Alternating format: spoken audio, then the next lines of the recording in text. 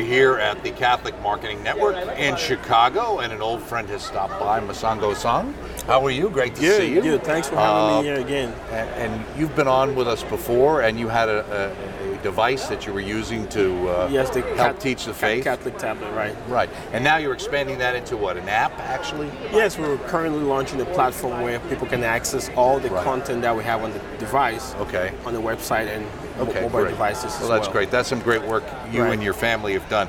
Now, you're working on a new project, and we're going to do like a kind of a two-part interview. First part with you talking about the overview of Come to the Mass, and also with Marcelino D'Ambrosio Jr. I'm saying Junior. He may not be a junior, but it's not the dad, so don't be disappointed. And that's Come to the Mass where heaven meets earth. So that'll be in the second section here. Right. So Come to the Mass. Okay, we all go to Mass, or maybe the problem is we don't go to Mass. Is that why you're putting this together? Well, sort of. Today we have only 30% of Catholics going to Mass every Sunday. And that's really a big problem. And we have to do something about it. And 10 years from now, it might be 5% of people going to Mass every Sunday. You think it's going in that direction? So it's going in that direction. Unless we do something, it will just be a disaster. So the program, it's about it's an outreach program to invite fallen Catholics to church. Because I think, in my personal experience, I almost left the church about 7 years ago simply because I didn't understand the Mass. So this program has twofold. So it was you weren't getting anything out of the Mass, and the reason you weren't getting anything out of the Mass is because you didn't understand it? Yeah, I didn't understand. I went to a Catholic school, and no one really took the time to explain to us the Mass, like from start to end. Right, some ways kind of assumed you're just supposed to osmosis know. So I was just going to Mass every Sunday just because I had to. And I didn't understand. At some point it gets boring and then you leave the church. And then people tell you don't really have to go if you're not getting anything out of it. So you say, hey, that sounds good to me, right? Correct. So if you really don't understand the Mass, it becomes boring and you end up leaving the church. I think when I talk to a lot of fallen Catholics, from my relatives to friends, a lot of the reasons they're not going to Mass or they leave the church is primarily, number one, they don't understand the Mass. It's boring. And the worst thing is we as a church, we're not inviting those people to Mass. And at the end of each Mass, the priest says, go and announce the gospel of the Lord. What he's telling us to do is to go out and bring people to church and evangelize the faith. So that's what this program is all about. We have to invite people to Mass. You think it's just purely about an invitation? It's just, our Lord is inviting us to be Christians, right? It's all about invitation. You just have to simply invite people, to the faith. Well, let me ask you, when you found out more about the Mass, and you got a book you put together on this as well, what was it in understanding the Mass better that made it crystal clear to you how important the Mass really was for your spiritual life? I guess the different parts of the Mass, from the Kyrie, just everything, right? It made all sense because it all kind of came together, it made sense to me. And the next time I went to Mass, it was all different. It was a different experience, just because I understood what we're doing there at the Mass, if that makes sense. And the biblical understanding and how this is all related, and it becomes much clearer. And also the idea that we're not just going to Mass to get something out of it, we actually have some part of participating in it because of what we owe our Creator at the same time. Yeah, we're going there to worship Him. So what do you say to somebody who says, programs are great, we've been doing them since the 60s. There's another program, and then that program doesn't work, try another program. What do you think is different about the approach you're trying to take with this Come to Mass? When you look at other programs, they try to explain the Mass to people, which works. But what we're doing is we're extending that to an invitation. We're actually inviting people, and we prepare the parish. It's a 3 weeks program. We prepare the parish to invite people. The parish has to get to that culture. Like one of these cards would be sent out or something? Those are the cards that the parish will get those cards and give them out to members to go out and invite neighbors, friends, colleagues. Now, would the parish send this out directly to anybody maybe who's registered but hasn't gone, or they Did you take it to your So this would be like fallen away in Catholic friends? this would be like or in the Northex, right? People would just pick it out. Okay. You know, we have done it at 2 parishes. Okay. And what happened? They Did it work? It did work. Yeah. Oh, great. It did work. And what percentage of the number of people you invited came, or what percentage over? Did you have a sense? So we did at my parish, St. Mark's in Plano, and what we saw is during the 3 weeks preparation, a lot of the parishioners were, you know, almost everybody took the book. We say about 70% of members took the book. Right. And that helps them it educates them about the Mass. And when they read it, the next week we give out the postcards. They go out and invite people to come to Mass on that particular Sunday. Right. How do you overcome what seems to be many times a reluctance of Catholics to kind of publicly talk about their faith, or even invite somebody like that to come to Mass? That's a great question. And that's the problem. A lot of us Catholics, we're not used to evangelizing. So this is new. But I think we're in a point where we have a choice. Right. We have to go out and invite people and evangelize the faith. Right. It's really. And what you're doing is, in a sense, giving a structure and tools. Right. With training that have shown to work. Correct. So that a parish can take this on as like a parish project. Right. Exactly. And they could get in the culture of inviting members constantly every month to the faith. One parish we had about 30 new people fill out. We give a card. Right. If you were invited, you fill a card with your name, email. We had 30 from one parish, another parish we had 32. That's just people that fill out the form. But we're projecting maybe one parish had about 150 people, the other parish had about 300 people. Right. But we only had like maybe 15% of those people fill out the cards, which is still good. Right. At my parish, we had people, the priest said, if you were invited today to Mass, come up front, just stand up for a special blessing. Right. And we saw lots of fair people number coming of up people. for it, and the priest gave them a special blessing. So that was the beauty of everything. Well, I think that does tie into, I think, what our present Holy Father really has been trying to promote is that idea of that openness, and to invite people back, because of the importance of the Mass, and also to make sure people realize that, you know, you are wanted and you are missed, so to speak. Correct. Yes. Right. So we have to get into that culture as Catholics to invite. I have Protestant friends that they always invite me to the church. I go there sometimes, but we have to do that as Catholics. So. Right. And you have a website, www.cometomass.com. Correct. If people or parishes looking for more information. Correct. Okay. Yes. And you've given us the overview, Mosongo. Now we're going to take a quick break, and we'll be back to talk about the actual book that goes with it with Marcelino D'Ambrosio. So stay with us. Thank you.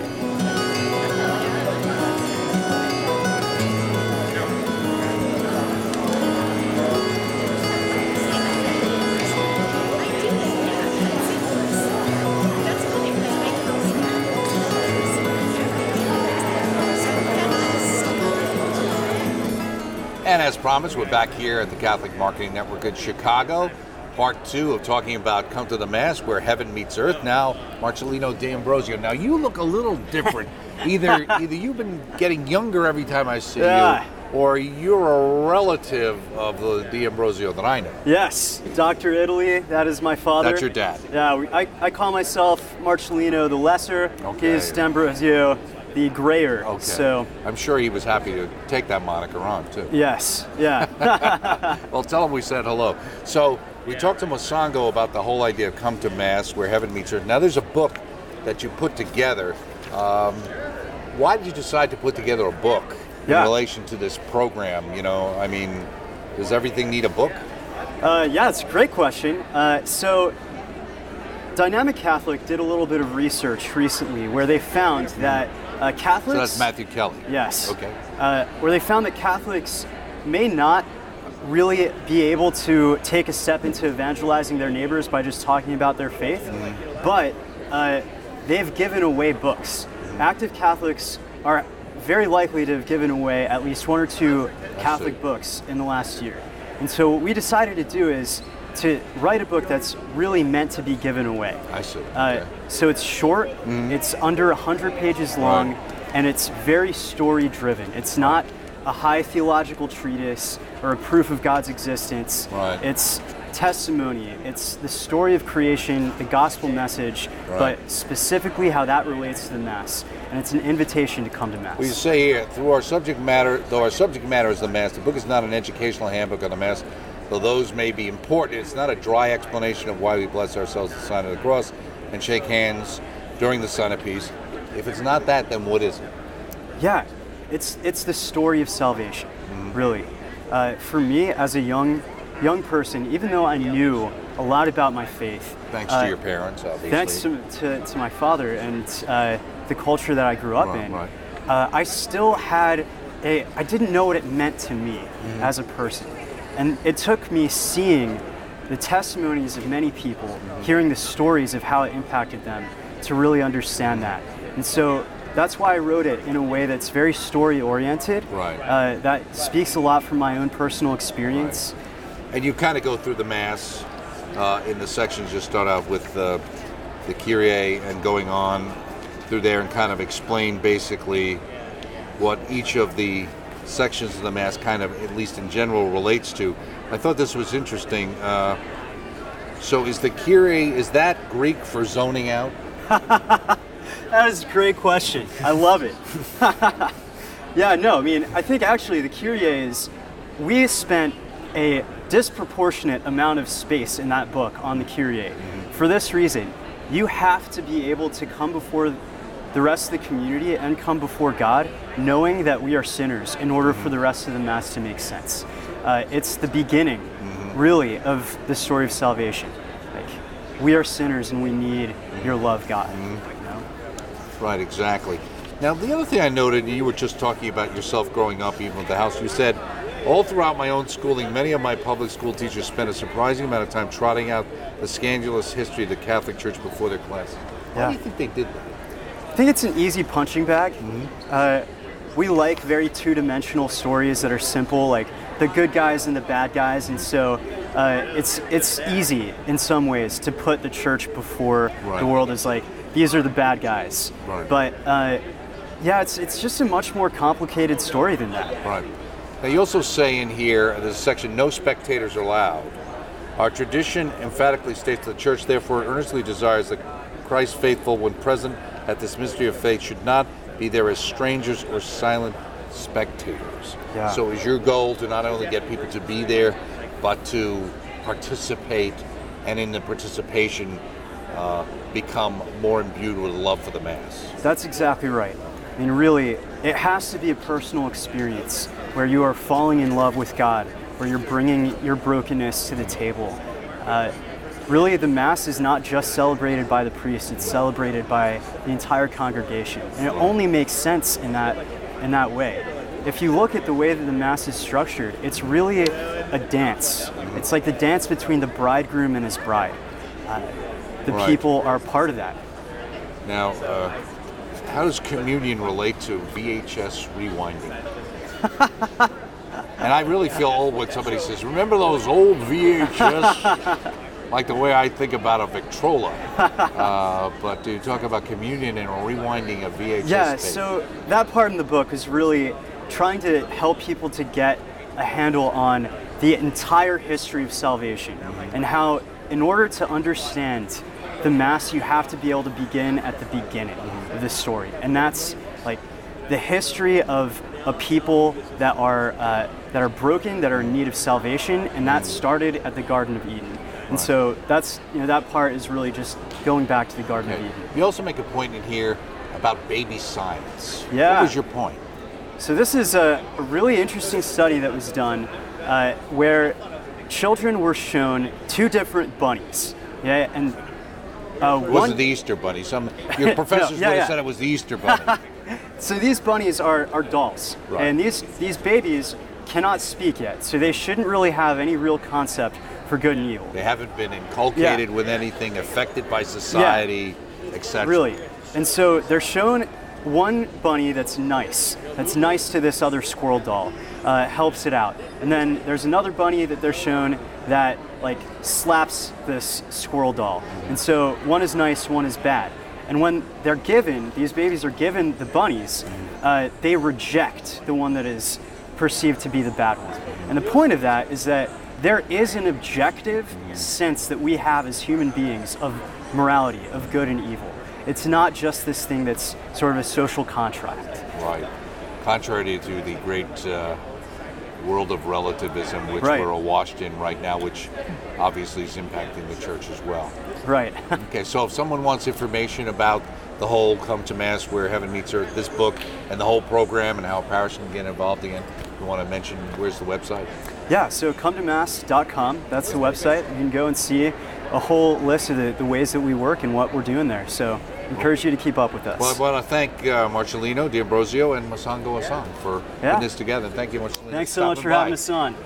And we're here at the Catholic Marketing Network in Chicago. More to come.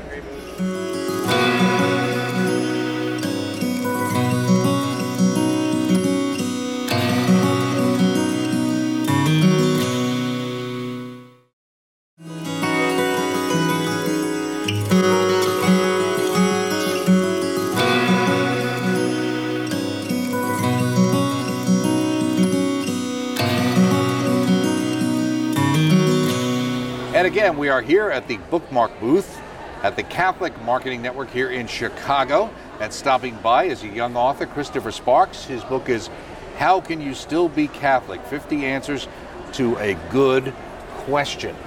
And reading your book, I'm happy that you had some good answers, because a lot of people these days sometimes feel that same way.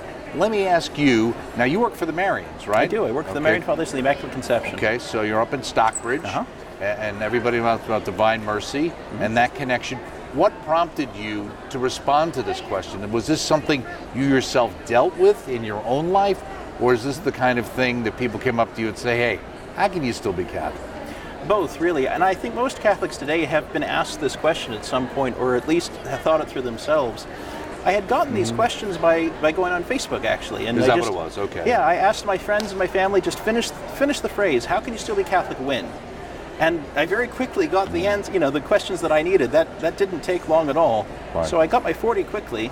So I've largely kept the phrasing. I've largely kept the emphases that were given to me, because these came from people's hearts, I think, and from questions either they themselves had or things that they've been asked about the Catholic faith. Well, you say here, so these aren't the words of a saint. I'm merely a lay Catholic with interest in this subject matter, a gift for putting pen to paper and having something at least halfway coherent to come out. Okay, so that's your own estimation of it. I guess the proof is in the pudding in the reading of the book. I agree with you. Thank you. But in going through this, why would somebody say, well, if I want to find out what the church teaches, why don't I can go to the catechism and figure it out?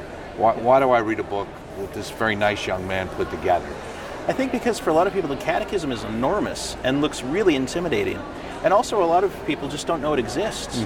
Most people know, they've seen, for instance, the Ash Wednesday cross. The cross is traced on people's foreheads after the Ash Wednesday service. It was on the cover of the book. Yeah, and they've heard of Catholicism. That's why they show up, to get something, free stuff, according to some books I've read recently. Yeah, and people recognize that as something distinctively Catholic, even in a very secular age. But they may have no idea the catechism exists. They may never have heard of a papal writing or have any notion of the great philosophical, theological tradition that we have. They don't know what they're dealing with fundamentally. Right. So how can you still be Catholic? And how did you end up ordering the questions? You start off with, how can you still be a Catholic when the church overall has so much dirty laundry? How did you decide in what order these questions would be? I listened to my boss. I listened to my editor largely. Okay. That one had to come first because it suggests all of the others. Question. Yeah, right. Absolutely. And I think that is sort of haunting in the backs of most Americans' minds, probably people in the English-speaking world as well, because we still live in an age conditioned by Reformation-era propaganda.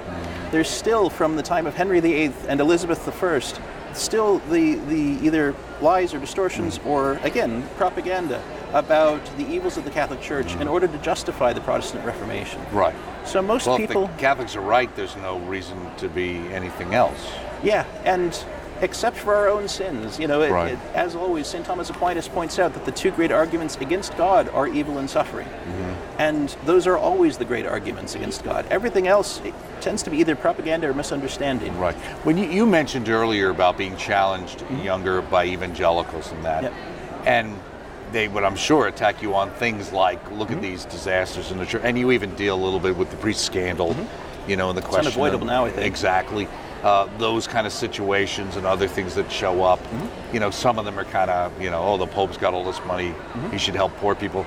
That's kind of an old Jack Chick canard from the year one. But some of these other ones, where you do have these quote-unquote sexually related scandals that people either were unaware of in the past or didn't know about in the past or weren't quite as prevalent as they were in the past.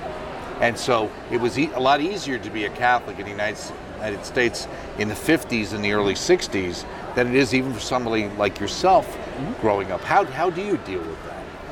I think that there is a great consolation in the saints, certainly. Just here are these lives that have been so radically transformed. We remember obscure nuns from the cloister. Why?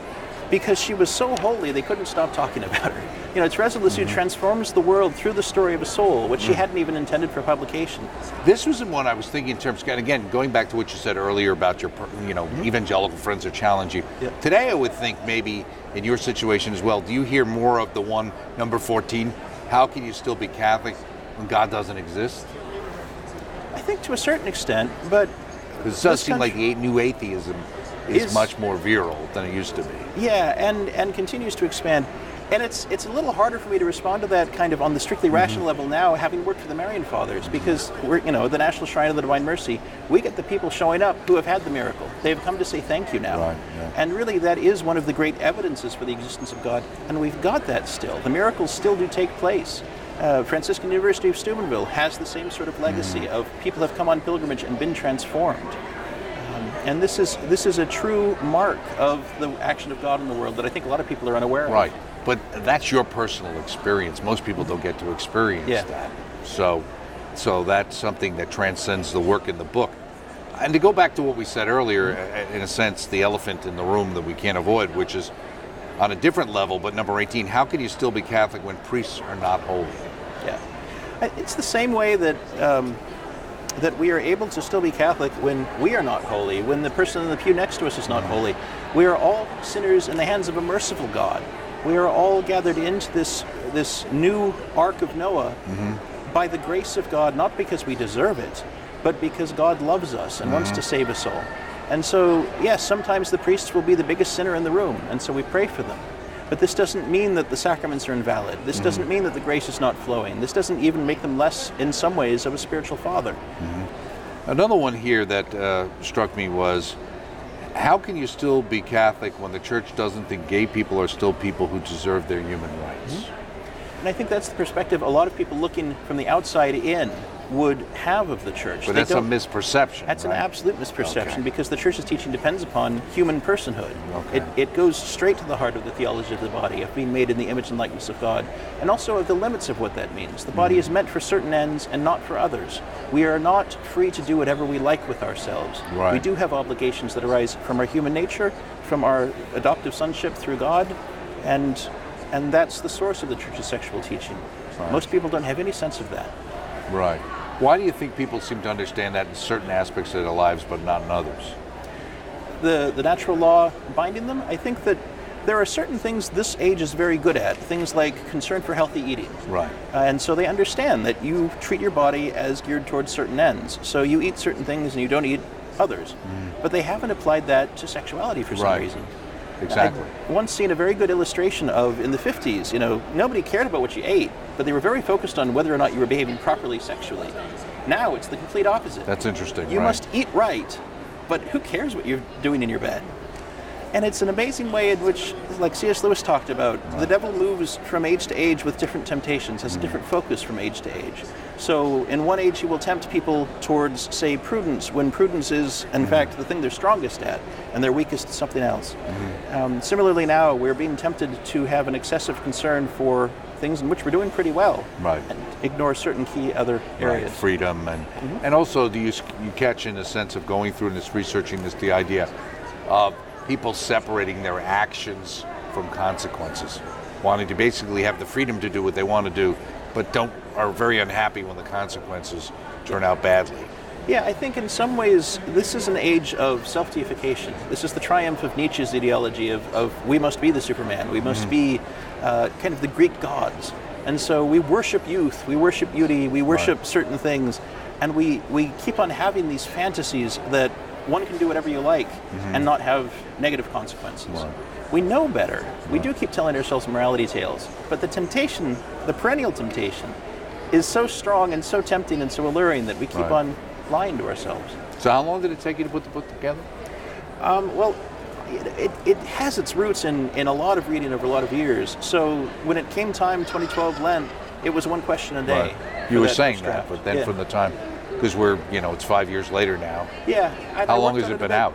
It comes out this Friday, actually, technically. So 5 years in the making, in some sense. Yeah, and longer in a lot of others, certainly. If you could add one more question to the book, which one would you have added? Oh dear. How could you still be Catholic when? Man, I don't know. I have worked on a sequel. How can you still be Christian? But I think we covered a lot of ground with this one. I'm not sure if there's any one glaring question that we missed. How can you still be Catholic if you're annoyed by Catholic book interviewers who ask you questions they shouldn't ask you? Well, thank you so much. Good luck on your next book. Thank you very much. Maybe we'll see you then. Absolutely. Of course, Christopher Sparks is our author. How can you still be Catholic? 50 answers to a good question. Check it out. A lot of information. We're here at the Catholic Marketing Network.